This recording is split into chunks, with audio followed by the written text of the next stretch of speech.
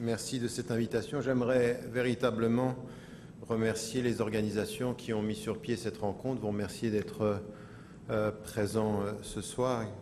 Ça fait toujours plaisir d'avoir plusieurs associations qui se mettent ensemble et qui nous accueillent dans de si bonnes conditions ce soir. Merci également, un chaleureux merci fraternel à Omar d'être là, d'être toujours là, contre vents et marées et au-delà des critiques qu'on peut lui faire, de partager le panel avec des gens pas très recommandables. Je cherchais le mot.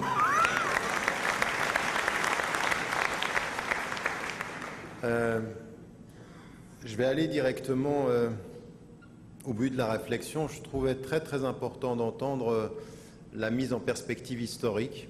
J'y avais pas pensé, mais je pense que c'est très important d'avoir cette mémoire longue de la situation au Moyen-Orient, en Afrique du Nord, dans tout ce qui a concerné l'Empire ottoman, et dans des éléments de ce que je vais dire ce soir. Moi, je vais me concentrer sur vraiment la réflexion beaucoup plus, dans une séquence historique beaucoup plus courte, de ce qui s'est passé depuis, même sous l'administration Bush, et d'essayer de regarder comment se sont passées les choses, ou en tout cas de poser un certain nombre de questions. Mais en arrière-fond, la dimension historique est importante pour faire une analyse un tout petit peu pointue de la situation. Alors, je vais mettre en évidence un certain nombre de faits. Je suis en train de terminer un livre qui devrait, Inch'Allah, être publié le mois prochain sur l'islam à l'heure des soulèvements arabes. Et ça m'a amené pendant toute cette période-là à revenir sur un certain nombre de faits, essayer d'être le plus pointu possible et d'aller chercher des références sur absolument tout ce que j'avance. C'est-à-dire qu'il n'y a pas une chose que je vais dire ce soir qui n'a pas été vérifiée, soit dans des vérifications croisées, soit par des sources diversifiées. Et c'est vrai qu'à l'analyse des faits, c'est troublant. Il y a un certain nombre de choses, de faits qui sont troublants et en tout cas qu'il faut analyser. Et ce que je vais vous proposer, en l'occurrence, vous le savez, c'est déjà de commencer par une introduction sur la terminologie. Est-ce qu'il s'agit effectivement de printemps arabe? Est-ce qu'il s'agit de révolution arabe? Et Dieu sait qu'étant en communication avec des amis tunisiens, avec des amis égyptiens, des gens qui sont sur le terrain et qui soutiennent ce qui se passe aujourd'hui en Syrie, qui suivent et qui sont engagés également dans une prise de position un peu plus clarifiante en Libye, voire au Bahreïn, voire également au Yémen, sans compter ce qui se passe aujourd'hui encore sur des revendications pour que les réformes aillent plus profondément et plus largement au Maroc, avec le mouvement du 20 février. Vous avez toute une série d'acteurs aujourd'hui qui sont engagés, et dont certains, effectivement, comme Mohamed Aymara, par exemple, qui est un ancien intellectuel de gauche, qui s'est rapproché un tout petit peu des islamistes sans en être un. Il est très critique par rapport à leur position, mais il estime que l'islam doit être pris en compte dans le débat. Eh bien, certains utilisent Thawra, la révolution, d'autres utilisent effectivement la notion de printemps arabe.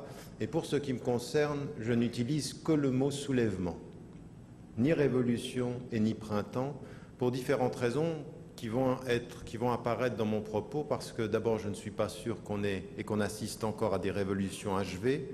Je peux même percevoir dans un certain nombre de faits qu'il se pourrait que ce soit des révolutions récupérées, donc pas de révolution du tout, c'est-à-dire des soulèvements récupérés. Et puis cette notion de printemps arabe, j'y mets encore un point d'interrogation. Et ce que je répète dans mon analyse, c'est que je suis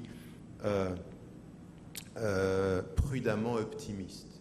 C'est-à-dire que j'ai un certain nombre de questions sur lesquelles j'aimerais qu'on s'arrête. Deuxième des choses qui est importante, c'est que ce qu'on entend dans le monde arabe aujourd'hui, en Afrique du Nord et au Moyen-Orient, c'est deux types d'analyses. Et on les entend même ici.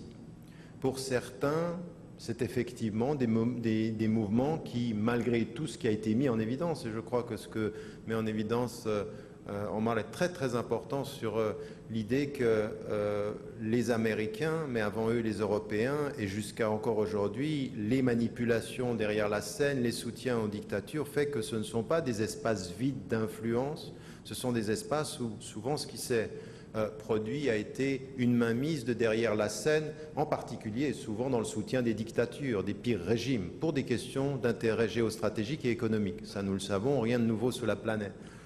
Et donc certains, avec ceci, avec la mémoire de ces années-là, disent mais ce n'est pas possible que ça se passe, et pourquoi ça se passe comme ceci, et maintenant?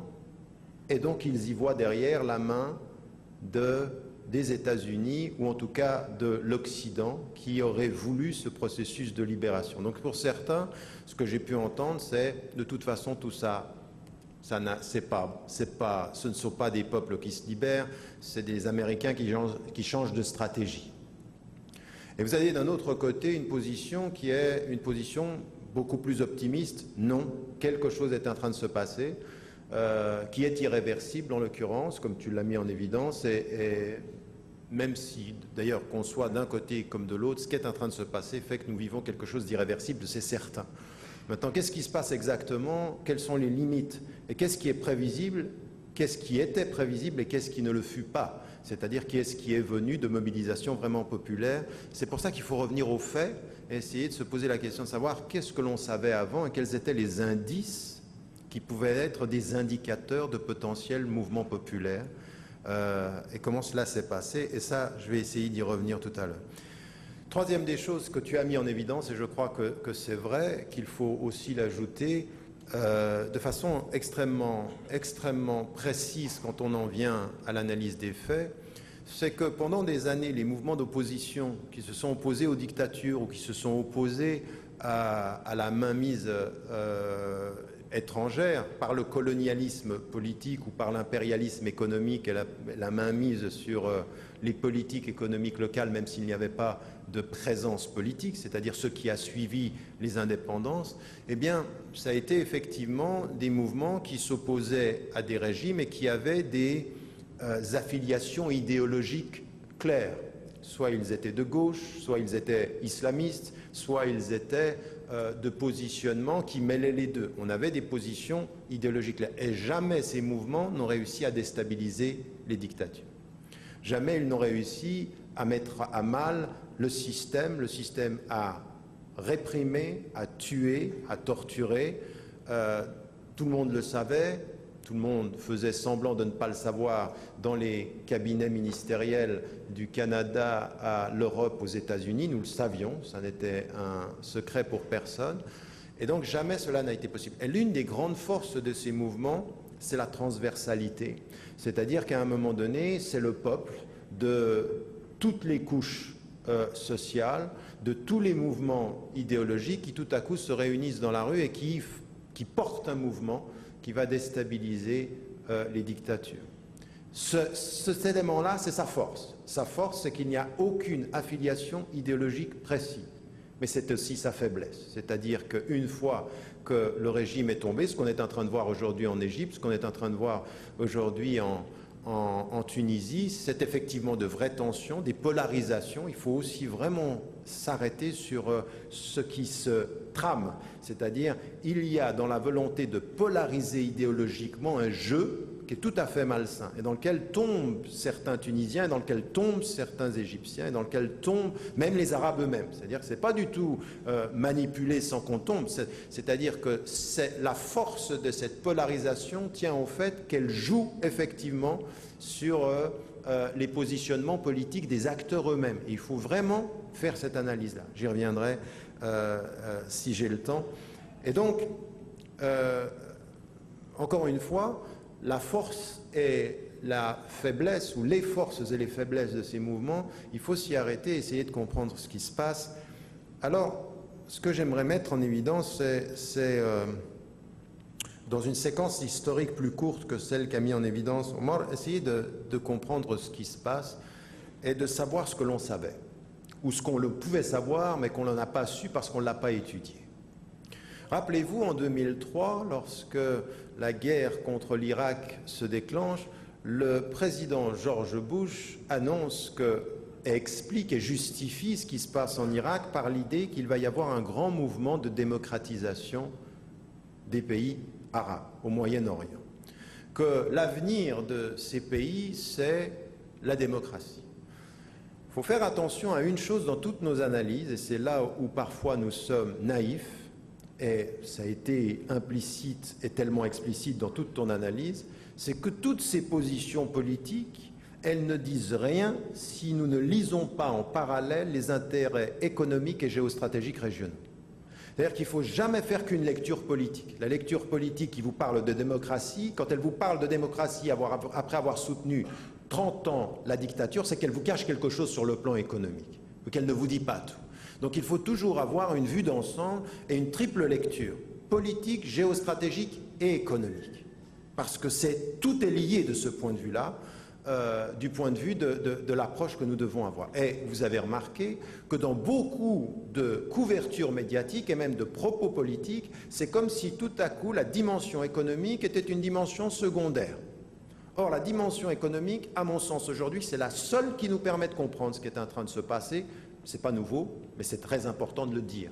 Des peuples qui descendent pour la liberté, il faut faire attention aussi de se poser la question de qui tient les cordons de la bourse. Parce que des démocraties politiques sans autonomie économique, ce peut être aussi dangereux géostratégiquement que des dictatures que l'on tient par le sommet.